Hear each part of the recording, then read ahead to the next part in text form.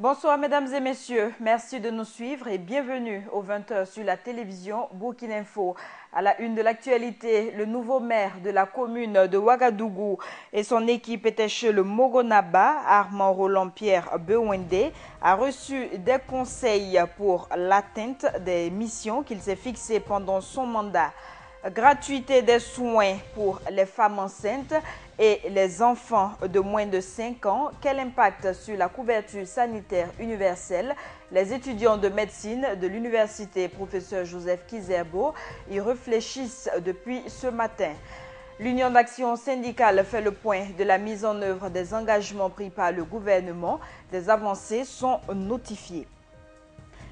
Le maire de la commune de Ouagadougou est allé demander conseil et bénédiction au Mogonaba Bango pour mener à bien son mandat. Armand Roland-Pierre Bewende et l'exécutif du conseil municipal de la ville de Ouagadougou ont été reçus ce matin au Palais Royal. C'est rassuré du soutien de Sa Majesté qu'ils ont quitté ces lieux. Hassan Nakro, reportage.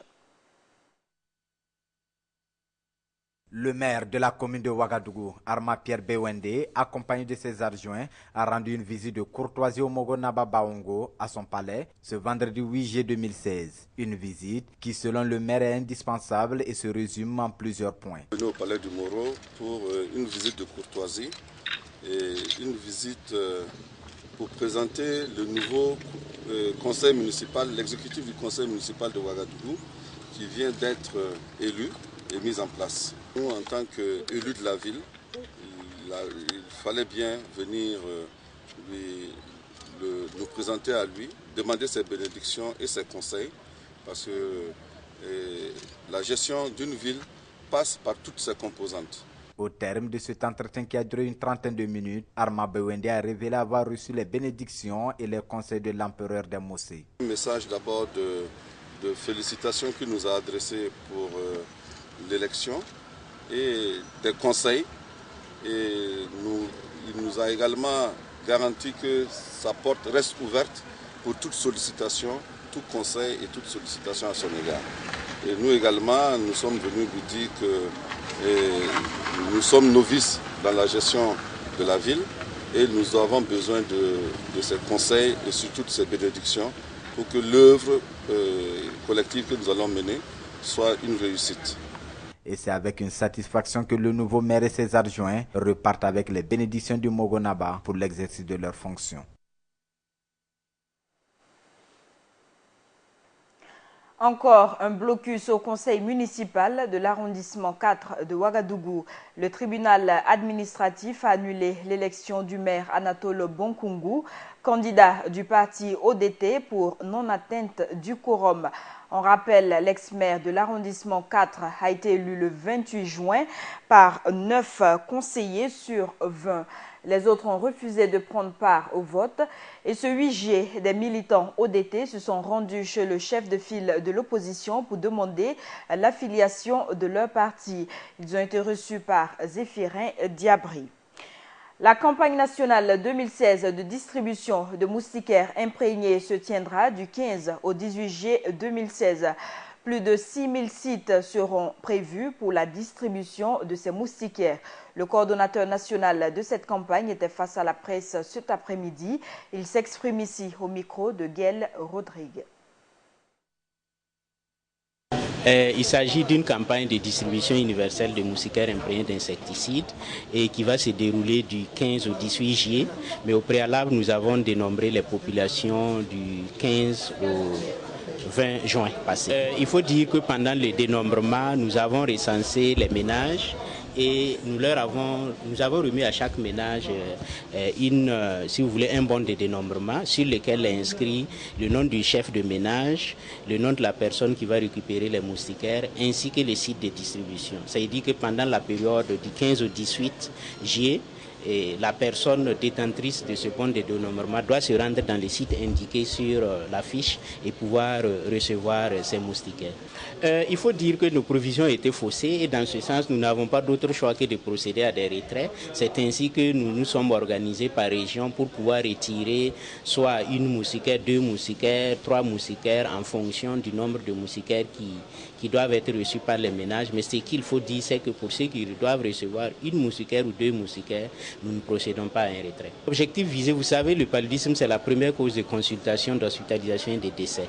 Et donc, c'est une intervention majeure qui vise à prévenir la maladie, à réduire l'incidence, c'est-à-dire la proportion de la population qui va présenter la maladie et aussi la mortalité qui en est liée. Il faut dire que pour la campagne 2016, les moustiquaires ont été acquises auprès de fournisseurs agréés par l'OMS. Et ces moustiquaires ont été acquises directement par les partenaires à travers un système d'achat groupé pour le Burkina Faso aussi bien que pour d'autres pays de l'Afrique de l'Ouest.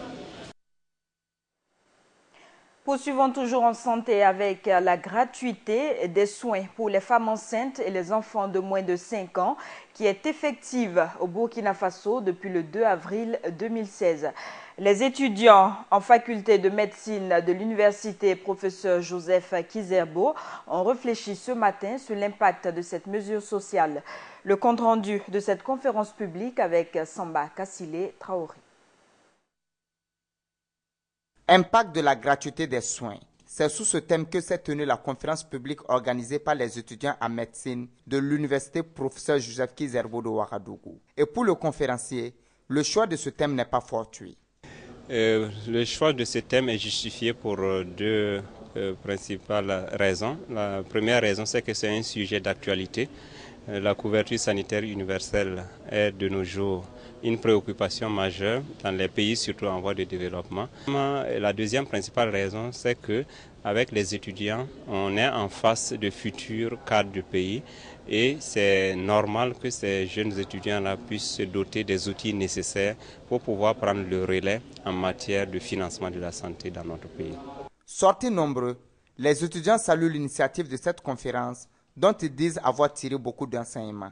Ça m'a un peu permis d'avoir une idée sur l'impact même de la gratuité des soins au Burkina Faso. Parce qu'on sait aujourd'hui, c'est un thème phare du moment.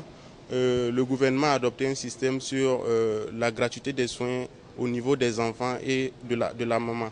Cette conférence vraiment nous a permis un peu d'avoir une idée sur pourquoi ils ont adopté ce système et puis voilà. Aujourd'hui, à travers la conférence dont le thème est impact de la gratuité des soins sur la couverture sanitaire universelle, j'ai beaucoup appris. J'ai eu certains éclaircissements concernant la couverture sanitaire universelle et beaucoup d'éclaircissements aussi concernant la gratuité des soins concernant les enfants de 0 à 5 ans. La présente conférence publique entre dans le cadre de la semaine culturelle de l'unité de formation et de recherche en sciences de la santé et est organisée par les étudiants de première, deuxième et troisième année de médecine. Les préparatifs du FESPACO 2017 ont déjà commencé. Le comité technique de soutien aux activités cinématographiques et audiovisuelles du ministère de la Culture a présenté aujourd'hui la liste des œuvres qui bénéficieront de soutien financier pour une meilleure représentativité du Burkina au FESPACO. Sur la trentaine de projets reçus, seulement 6 ont été retenus et sur le budget de 200 millions de francs CFA alloués par le ministère de la Culture, seuls 150 millions de francs CFA ont été attribués. L'Union d'action syndicale fait le point des acquis engrangés depuis la dernière rencontre gouvernement-syndicat en 2015. Les syndicats ont constaté de manière générale une avancée dans l'application de leur plateforme revendicative. Un certain nombre de points a été résolu, d'autres sont en cours de résolution ou suspendus. Des détails avec Hassan Nakro.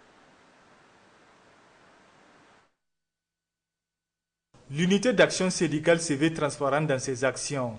Voilà pourquoi elle était face aux hommes des médias ce 8 juillet 2016 pour faire l'état de la mise en œuvre des engagements pris par le gouvernement lors de la rencontre gouvernement-syndicat de septembre 2015.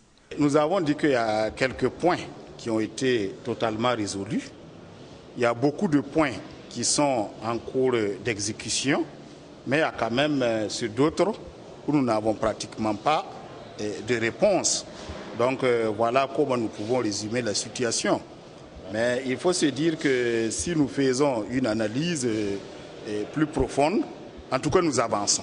Au titre des points qui ont été résolus, figure la baisse du prix des hydrocarbures, Les points qui ont été résolus présentement, quand vous prenez, vous avez par exemple la baisse des prix des hydrocarbures, vous avez la question des zones rouges, vous avez aussi ce qui est bien avancé, la question des permanents syndicaux, qui est extrêmement bien avancé. Par contre, ce qui est en cours d'exécution et qui est vraiment le point phare reste la loi 81, dont nous attendions les retombées financières en fin juin et qu'on nous dit que ça sera en fin juillet. Donc, pour ce qui est vraiment, nous n'avons pratiquement pas de réponse, nous l'avons aussi dit. C'est surtout sur la question du foncier, où nous avons demandé une informatisation du foncier. Donc nous n'avons pas pratiquement eu de réponse, c'est comme si le gouvernement évite les réponses. Comme action à venir, l'unité d'action syndicale prévoit des sorties à travers les 13 régions du Burkina pour rencontrer et sensibiliser les différents militants sur leurs actions et enjeux. Nous avons prévu faire des sorties au niveau des 13 régions du Burkina Faso et nous commençons par la région de Oué et des Cascades, particulièrement la ville de Bobo qui va réunir les camarades de Banfora et de Bobo. Et nous partons effectivement le 14 pour tenir la rencontre là-bas avec les camarades le 16. L'unité d'action syndicale rassure par ailleurs qu'elle continuera à interpeller le gouvernement sur les souffrances quotidiennes des travailleurs. L'Union d'action syndicale soutient les différents mouvements de protestation décrétés depuis plusieurs semaines par des organisations syndicales. Pour le secrétaire général de la CGTB, Bassolma Bazié, ces luttes sectorielles sont le résultat du non-respect des engagements pris par le gouvernement. Il se prononce également sur les formes de lutte de ces structures syndicales dans ce reportage de Gaël Rodrigue. Sit-in, grève, arrêt de travail sont entre autres les moyens de pression utilisés par les travailleurs pour se faire entendre.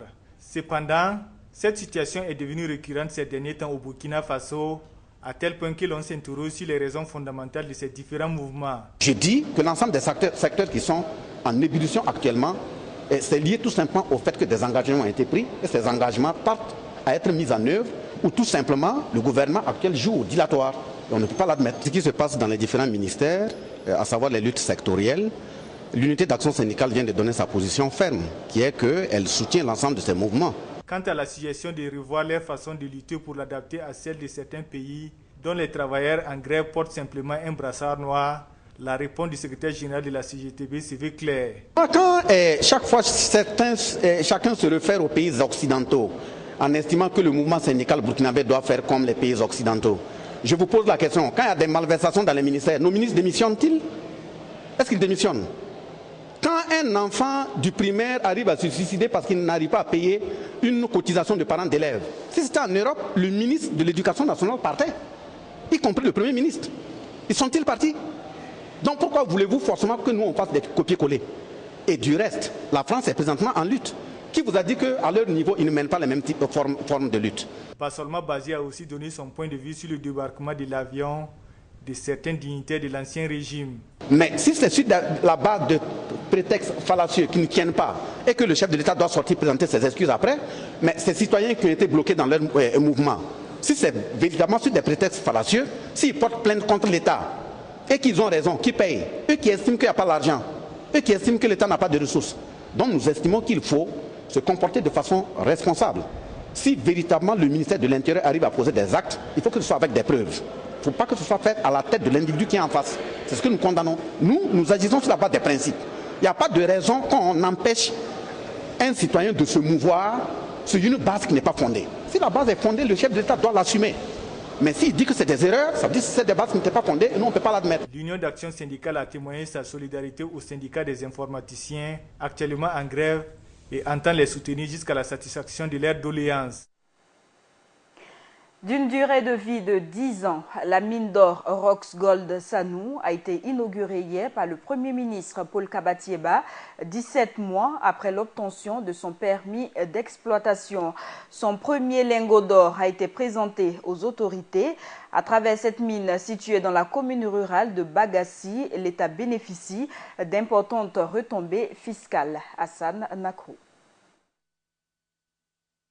Ce lingot d'or d'environ 20 kg dans les mains du Premier ministre est le début des recettes d'un investissement d'environ 100 milliards de francs CFA effectué par la société minière Rosgold Sanou, ayant obtenu son permis d'exploitation il y a de cela 17 mois.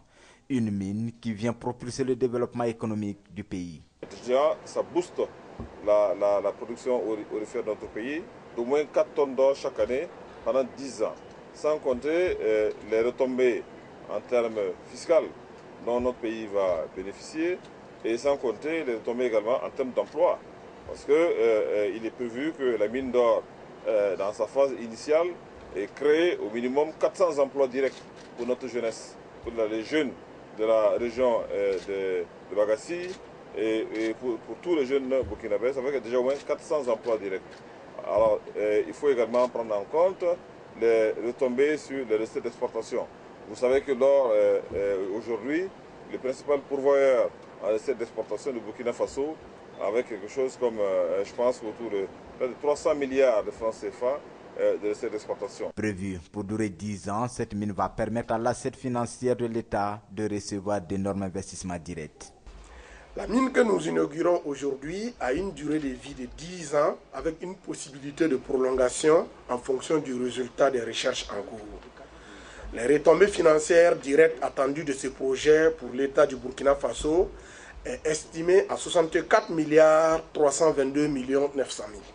10 ans, c'est bon, mais Rosgold nourrit l'ambition d'aller au-delà, car la société dispose d'autres projets miniers sur le territoire national. Notre rêve, c'est d'aller beaucoup plus loin. C'est de produire non pas sur 10 ans, sur 20, 30 ans. Notre projet, c'est d'aller plus profondément, c'est d'aller aussi à côté. Nous avons d'autres permis miniers dans le pays. Nous sommes toujours en train de faire des recherches. Donc ce que vous voyez aujourd'hui, c'est le début.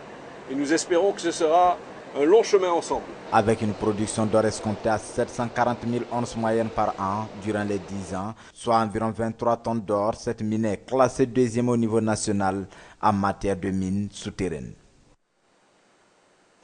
Présents à la cérémonie d'inauguration, les habitants de Bagassi ne cachent pas néanmoins leur désillusion vis-à-vis de la réduction du taux de chômage dans la zone avec l'implication de cette société.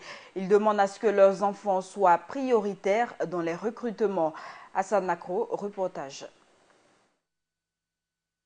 Ils sont venus assister à l'inauguration de la mine d'or installée dans leur localité. Une mine accueillie au départ avec espoir par les populations qui pensaient être les tout premiers bénéficiaires des emplois. Mais la réalité est tout autre. La projet n'est pas d'accord. Voilà. Parce qu'il disait qu'il ne travaillait pas bien. Bon, ça fait que bon, les responsables du village, dans un appel, bon, il n'a qu'à venir expliquer. Puis, au départ, on a dit que après ils vont recruter les jeunes et ils vont travailler. Mais s'il y a un problème, ils devaient venir auprès des responsables du village. Ah, vos enfants là, faites ceci, cela. Mais ils ne vous le disent rien, puis vous livrez des gens. Alors que bon, après ça, il n'y a plus rien. Tu n'as plus de temps à aller travailler. Tu vas faire comment? Désespoir, tel est le sentiment qui anime ces populations qui disent avoir abandonné leur terre en échange de quelques billets de banque. Ici, c'est ici nous on mangeait. C'est ici nous on cultivait. C'est de Bagassi.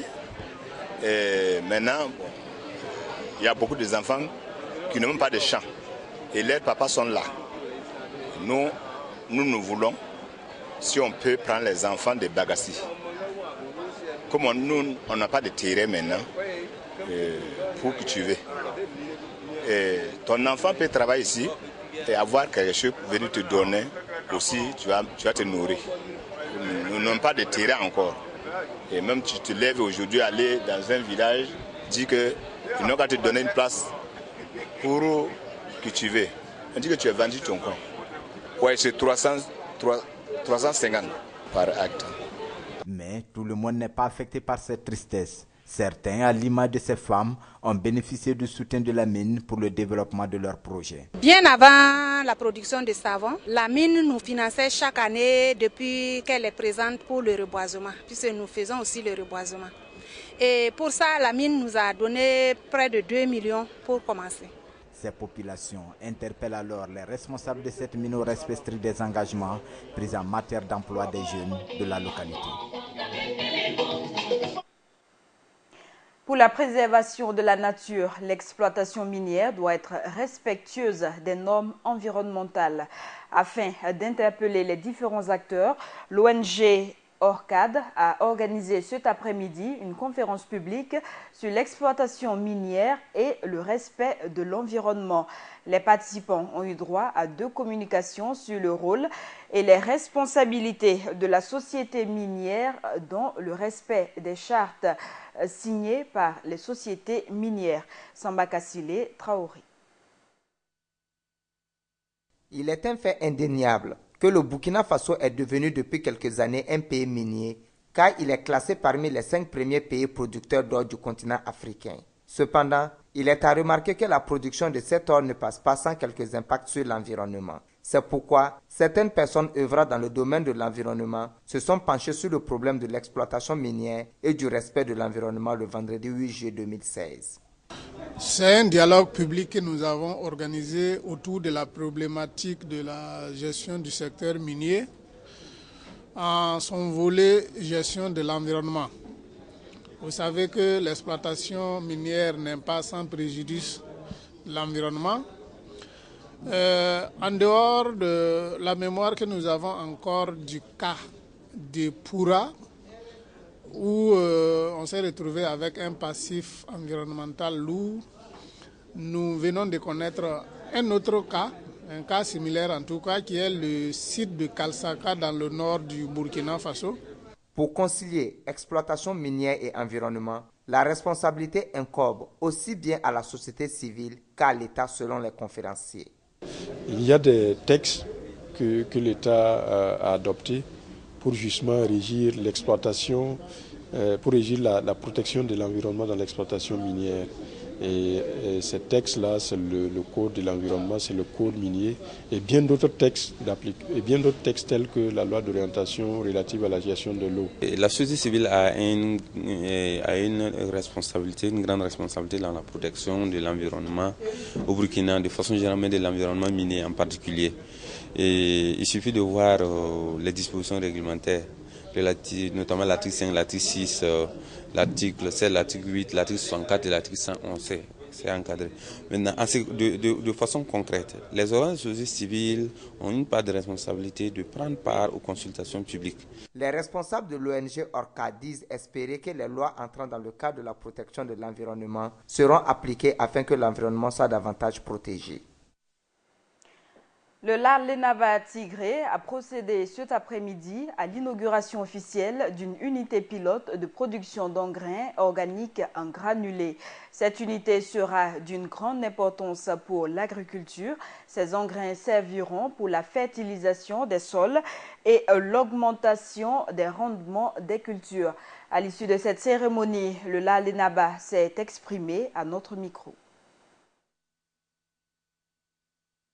Cette unité va permettre à des milliers de paysans burkinabés d'avoir des revenus parce que la vente des graines par les paysans leur procure de l'argent et l'engrais organique, comme a dit le ministre de l'Agriculture, augmente la productivité des cultures.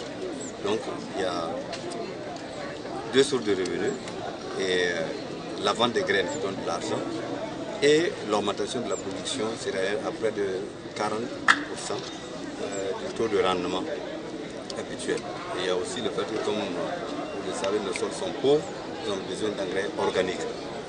En plus de l'engrais chimique, il faut l'engrais organique. Et donc cet apport est important et nous estimons qu'avec l'accompagnement du ministère de l'Agriculture et du ministère de l'Environnement, nous pouvons aller plus loin, au-delà des 3000 tonnes que nous pouvons, à la date d'aujourd'hui, produire dans cette unité. L'unité, comme venait de le dire le directeur technique, c'est vraiment des difficultés financières. Alors, mais, comme a dit le ministre, je pense que ça va être du passé, ces difficultés financières. Si nous avons, par exemple, une commande de 3000 tonnes d'engrais biologique du ministère, nous pouvons avec cette commande-là aller prêter de l'argent à la banque pour réaliser le besoin de l'État. nous n'avons pas besoin que l'État nous donne de l'argent, mais nous avons besoin que l'État nous accompagne par les conseils, la sensibilisation technique, mais aussi par les commandes. Les habitants de la commune rurale de Saint-Aba ont reçu cet après-midi un don d'un corbillard offert par un promoteur privé, Abdoul Service. À cela s'ajoute un terrain de 10 hectares d'une valeur de 20 millions de francs CFA pour les enterrements. Le maire de Saint-Aba, Joseph Bitama, exprime sa gratitude aux donateurs suivants. Le don a été un réel plaisir pour nous. Et sincèrement, c'est un joyau que nous ne nous attendions pas.